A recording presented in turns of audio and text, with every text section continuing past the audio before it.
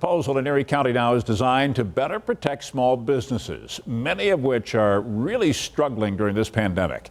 Tonight's 7 Eyewitness News reporter ELLIE shows us what this new legislation would change when the health department shuts down a bar or a restaurant.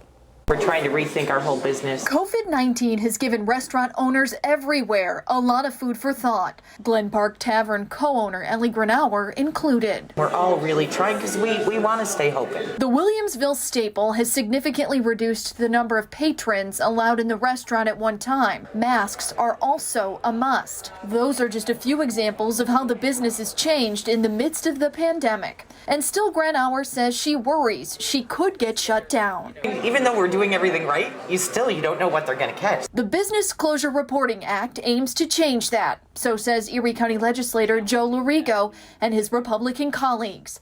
The legislation would require any Erie County employee responsible for closing a business to explain why in a detailed written report within 48 hours of their decision. We're not saying that some of these businesses that have been closed shouldn't have been closed.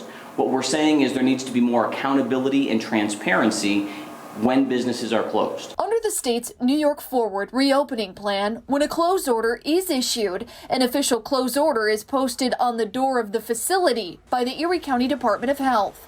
Currently, there's nothing that requires the health department to explain or justify the closure in writing. All we can do right now is look up the report online that the health department puts up and says why. If there was a report of justification and a business was shut down, we could review it. We could look at it and we could say, wait a minute, this doesn't justify the closure of that business. Nobody has the restaurant's backs. And this is an opportunity for us in the county legislature to have the back of the restaurants and the small businesses of Erie County. Erie County Health Commissioner Dr. Gail Burstein wasn't available to comment on the proposal. Restaurant owners like GRENAUER support the idea. I do like the fact that they're trying to protect us in the detail of the report. A public hearing would now be required for the legislation to move forward. And the only person who can call for that public hearing is Legislative Chairwoman April Baskin. Lorigo says he plans to push for one as soon as possible. Reporting in the town of Tonawanda, ELLIE 7 Eyewitness News.